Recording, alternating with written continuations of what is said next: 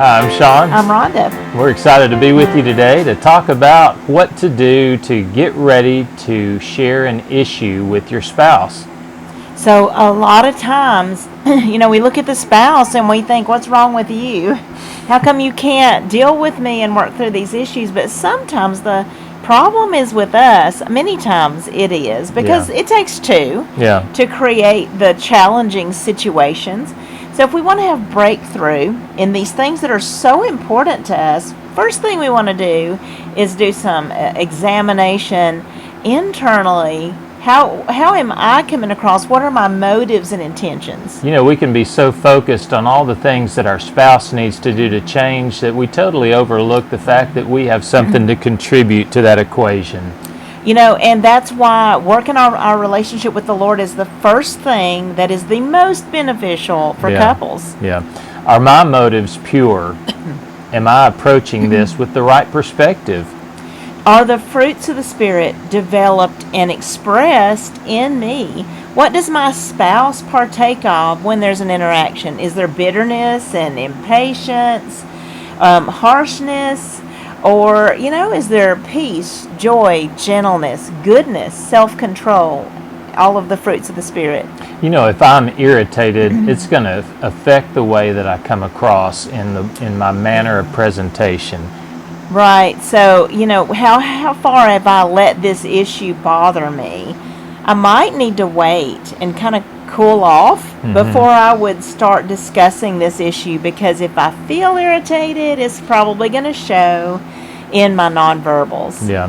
We need to examine ourselves, and we need to see, have I already made a judgment about my spouse? And they really are already behind the eight ball, so to speak, to at the onset. We need to see, am I open to even seeing and understanding what their perspective is? Right, because if I'm assuming what my spouse intended or meant without discussing it and finding out for sure, or say there's been layer after layer of misunderstandings, we can't talk through our issues, so we really don't know, and we're left to decide based on how it looks, it's creating a lot of negativity, and so, I'm kind of overwhelmed with that, then guess what?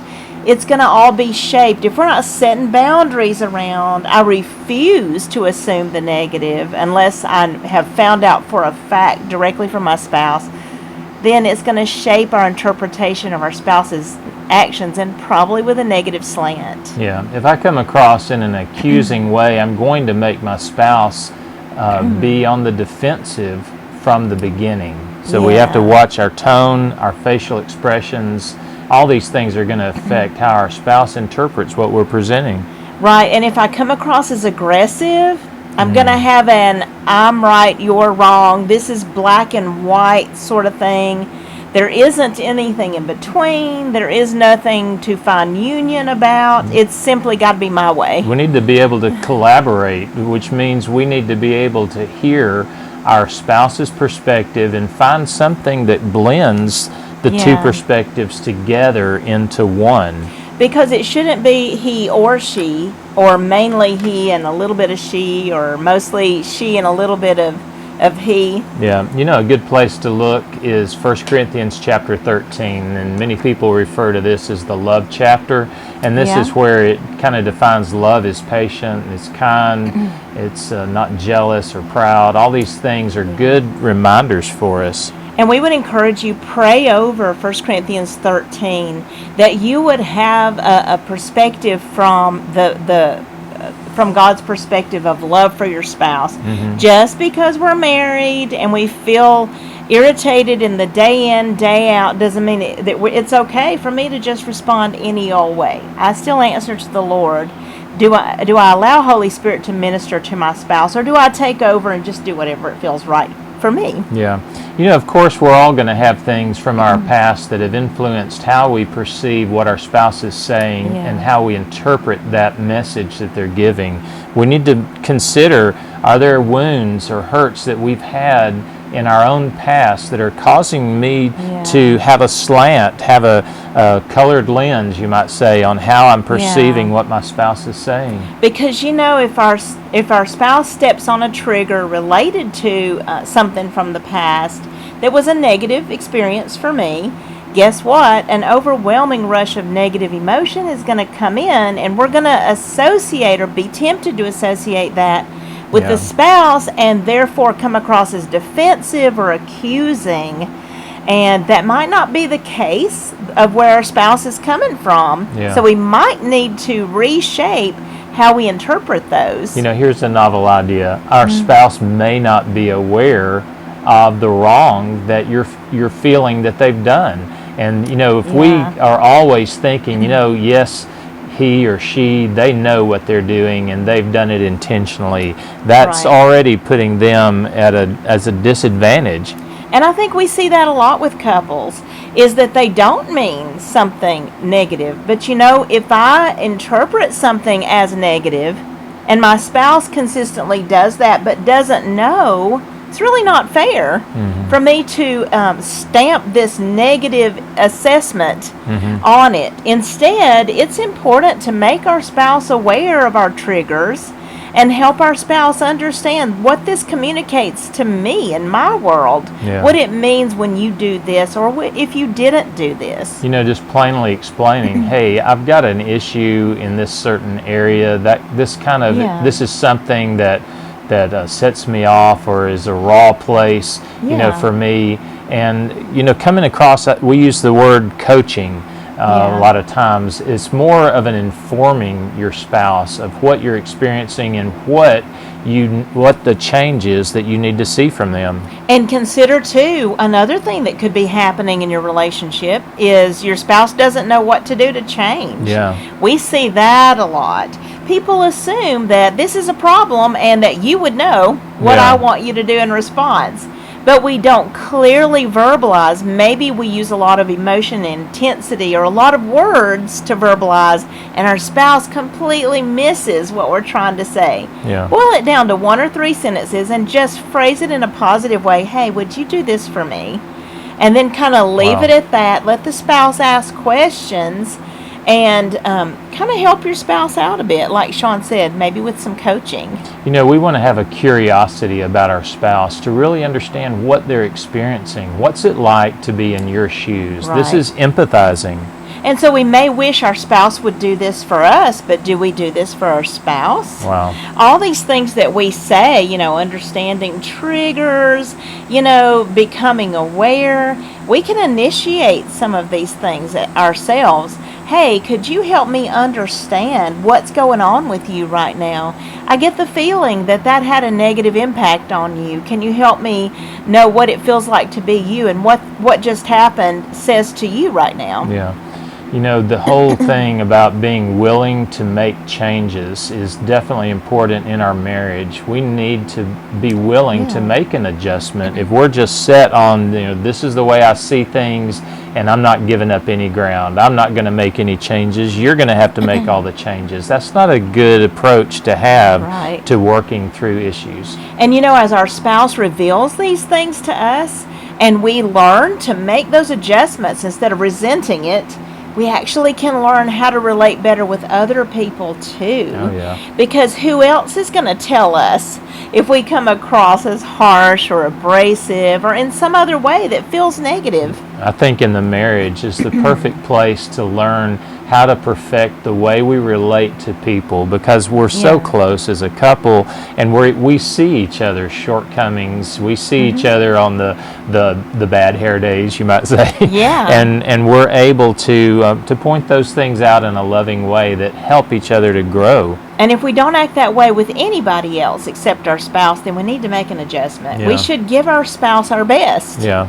Not everybody else our best, and our spouse just gets whatever's left. Yeah. No, let's reserve what's best for our family, for those that matter most. We need to make sure that we're describing in detail the situation that caused our negative feelings. Sometimes we expect or come across in a way as if we're expecting our spouse to already know what we're Yeah. thinking and know what we're experiencing, and we don't give them any detail or behind the scenes of what's going on. And we hold them accountable Yeah. as if they knew and they did it anyway. Yeah. And what we see a lot with couples is they didn't know that they were doing something. They didn't understand for sure. Somebody might say something like, "I need you to speak respectfully to me."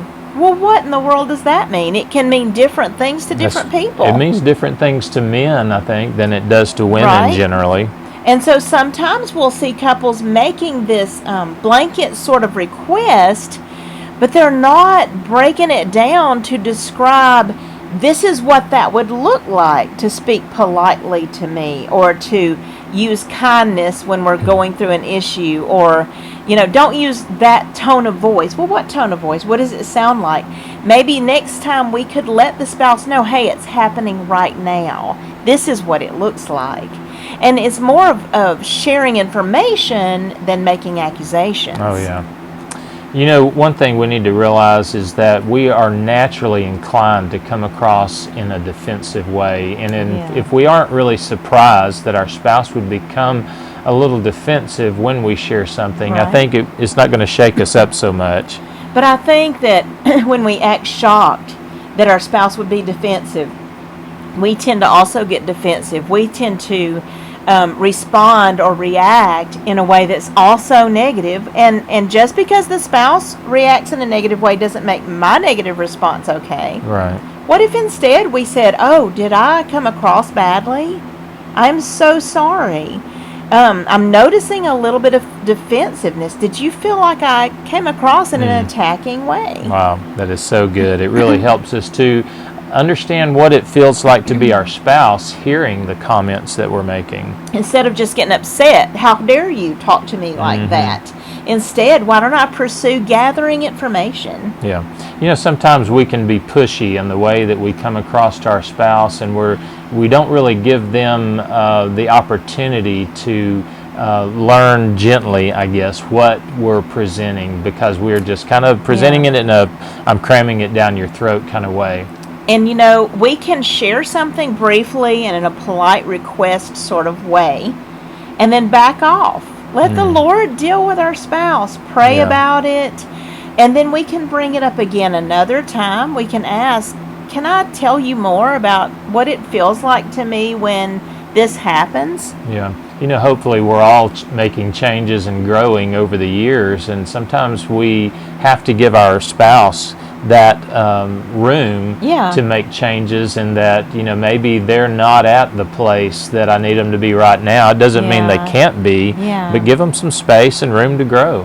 And if our spouse doesn't agree or isn't on the same page, it's really not fair to become a dictator or a parent. Yeah. Our spouse has a right to make his or her own choices without us saying it's got to be my way. I'm the one who understands what's going on here. I'm the one who I've got the right answer to this situation. No, we need to hear what both say. And so a lot of times when we make room, "Hey, would you let me know what you see is going on right now?" A lot of times we open the door for the spouse to also listen. We need to make an evaluation after we've had worked through an issue, or maybe in the process of working through an issue, to ask our spouse, how do you feel like I came across? How was my presentation? Do you feel like I heard you well? Evaluating something after the fact and asking each other questions about how we came across really helps us to improve. And if you can't really talk openly with your spouse, at least between you and the Lord, say, "Lord, show me where I stirred things up in this last conversation." Yeah. And a lot of times when we ask those questions that Sean was just mentioning, we get upset if the spouse doesn't ask me in return. It's like, well, who is this about? Am I serving myself and making demands on my spouse, or am I serving my spouse? Yeah. If I'm seeking to please my spouse, what if my spouse doesn't ask in return? Depends on where our spouse is in his or her growth as to whether they can handle it. Maybe I come across in a demanding or intense way, and our spouse is concerned to open that up. So we might need to work on the way we approach our spouse if we really wanted our spouse to pursue us in the same way. Wow. You know, we got some verses that we want to share with you. This one's from Proverbs 15. A gentle answer turns away wrath, but a harsh word stirs up anger. And you know, even the research shows that when we bring up something with a harsh startup, instead of a gentle startup, we're not likely to be heard. Yeah. And so it shuts off communication when we use a harsh voice. You know, in Ephesians chapter 5, he says, "Be imitators of God as beloved children and live a life of love, just as Christ loved us and gave himself up for us as an offering and sacrifice to God." You know, if we're looking at imitating God in the way that he loved us, and that's the way that we treat our spouse, I think we're going to have a lot different result when we come to dealing with conflict. And because you know what? When it gets challenging, that's where we see who we really are. Yeah.